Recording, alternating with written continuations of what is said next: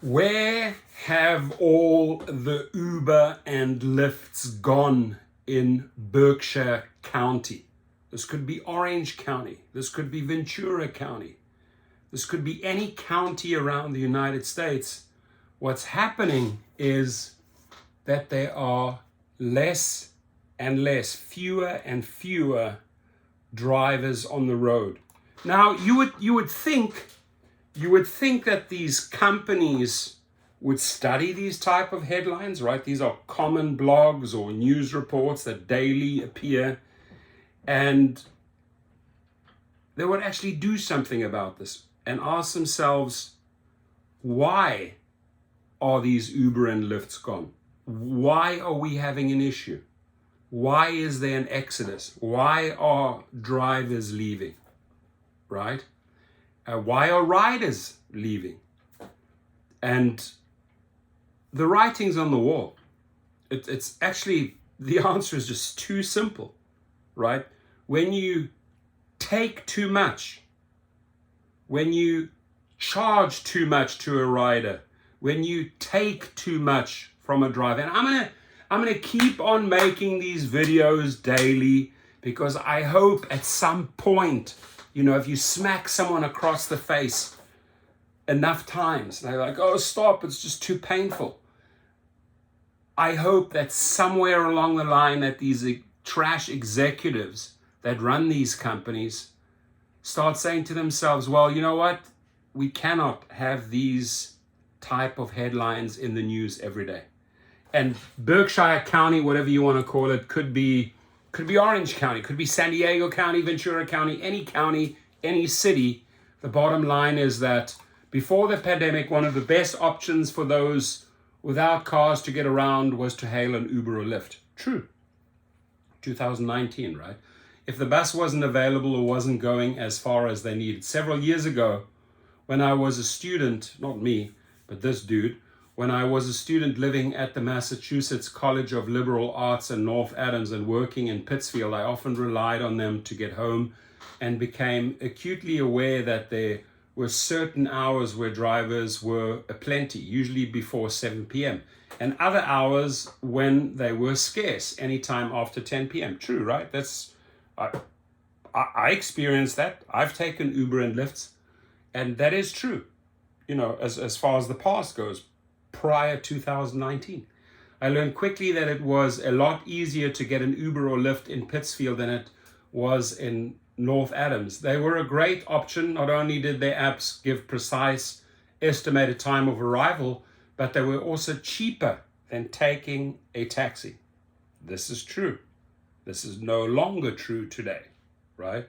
The pandemic decimated the local Lyft and Uber scene in the Berkshires. A recent Eagle article that assessed transit in Pittsfield found both Uber and Lyft drivers were unavailable to transport passengers from Amtrak's Lake Shore Limited on a Thursday afternoon, which is illustrative of Berkshire's overall transportation woes. It was also consistent with my own experience trying to find Ubers and Lyfts, even during what were peak hours before the pandemic.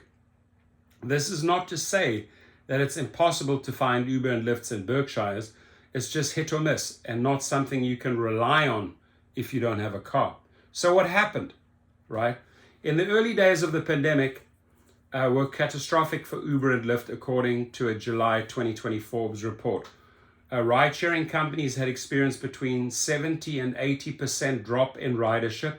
Overall, US transit experienced a 90% drop in ridership.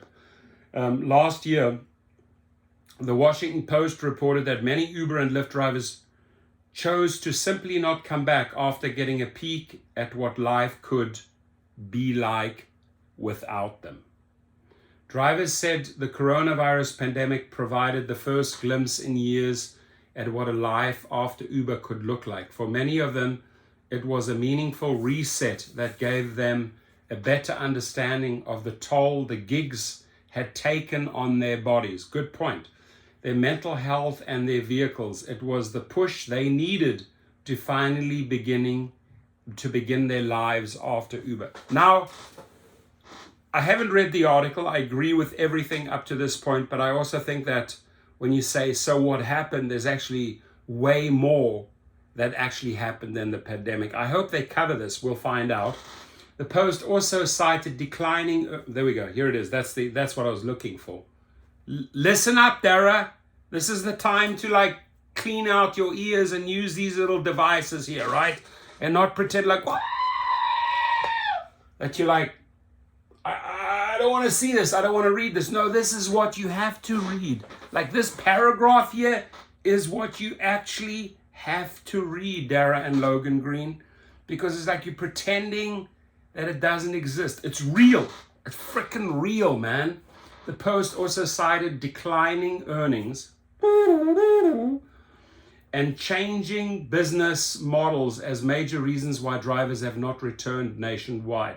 Both the Post and Forbes noted the breakout success of Uber Eats during the pandemic, and indeed food delivery apps like Grubhub and DoorDash were no doubt a more attractive option for drivers looking to make extra income as they eliminate the risk of catching COVID from a passenger, with contactless delivery being a popular option on those apps. Food delivery apps also limit how far away you can order food from the app. For example, DoorDash's default delivery radius is about 5 miles away, but it can deliver up to 30 miles away. Rideshare distance limits are more broad, with Uber capping its trip at 8 hours and Lyft limiting theirs to 100 miles. Limiting longer trips inherently locks drivers into a set geographic area, which can have its benefits. One common complaint I heard from my Uber and Lyft drivers over the years who would take riders on longer trips, especially those that took them outside of where Uber and Lyft were reliably used, is that they'd have to take a loss on return trips back to their familiar coverage zones, right? So those ultra long trips once upon a time with the 75-25 split under Kalanick, man, you could make money, right? I remember going down to San Diego. It was $750. It was a 2-hour trip. And I was okay driving back another 2 hours because I figured, okay, for $750 in an SUV on Uber, I was getting like 75% of that for 4 hours work. Sign me up. That is not what's happening today, right? That's not what's happening today. Today, you're lucky if you get 40-50% split. They're probably charging the riders way more than back then. You're getting a fraction of that. And the math doesn't make sense anymore. So everything plays into this article. The Massachusetts Department of Transportation is poised to launch a micro-transit pilot project in southern Berkshire County, which might provide more value to riders given its low fares, $2.50 for a one-way trip within one of the 3 towns in its coverage area, $3.50 for a trip to an adjacent town. But it's intentionally limited in scope and requires riders to sign up in advance. Still, if successful, it could create a useful model that could be applied to the rest of the country for those who need consistent, habitual rides outside the Berkshire Regional Transit Authority's current coverage. Still, as normal life returns, I think the need for on-demand rides through apps like Uber and Lyft will come back. For those apps to be active again, though, a few things must happen. The first is a concerted effort to relaunch them in Berkshire County. I've described in previous columns that for on-demand ride-sharing apps like Uber and Lyft to work, they need both an active base of customers consistently requesting rides and an active pool of drivers signed on, ready to take them on. And they have to be on the app at the same time, or else they'll miss each other. This happens enough times, they'll each ditch. Riders will stop requesting rides and consider it unreliable, and drivers will likewise move on due to lack of available work. Uber and Lyft will also have to find ways to compete with the likes of DoorDash and Grubhub, especially in rural settings like the Berkshires.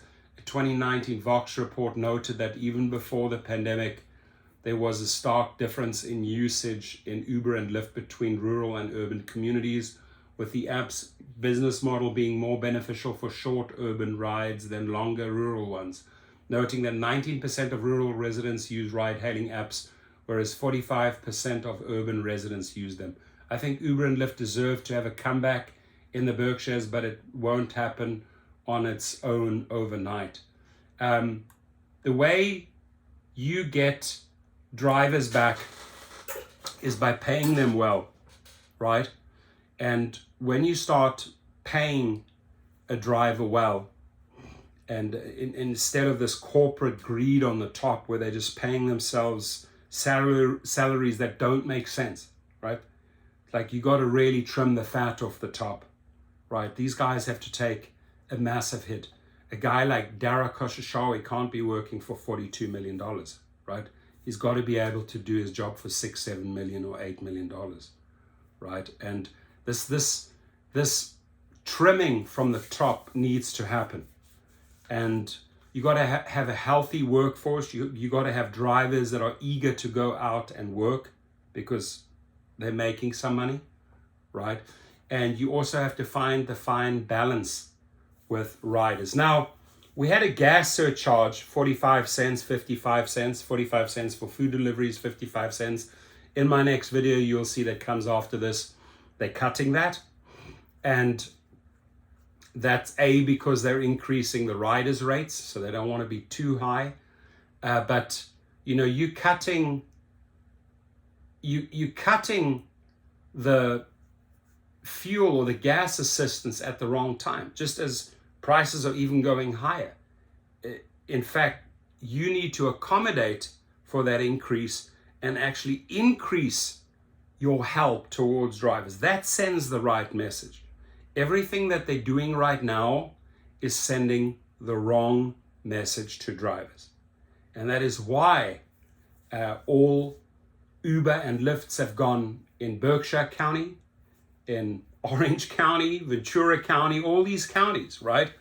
Fewer and fewer drivers on the road. And when riders see that, they start looking for alternative mediums. Maybe they go out and buy themselves a car and say, listen, you know, we had a good run on Uber and Lyft. Rates were okay.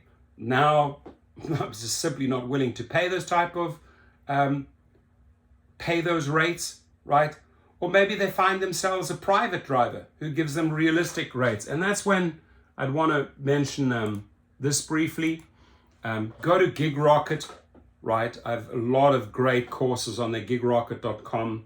If you have been deactivated or wrongfully terminated, we have a powerful 3-step plan and get you back on the road. So check that out. And then the other one is, you know, this course over here is extremely popular. This shows you how to set up your own company so you become a true independent contractor. We have many other great courses, including courses from Harry. So there's a lot of good content out here. Check it out. If you have any questions, hit me up. My email is underneath the video. And yeah, give us a feedback if you're from that county, Berkshire County in Massachusetts.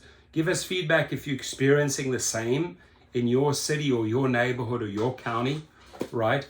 Let us know what's going on so the companies actually can see this info and read and learn and then maybe listen and maybe adjust. Have a good one, my friends.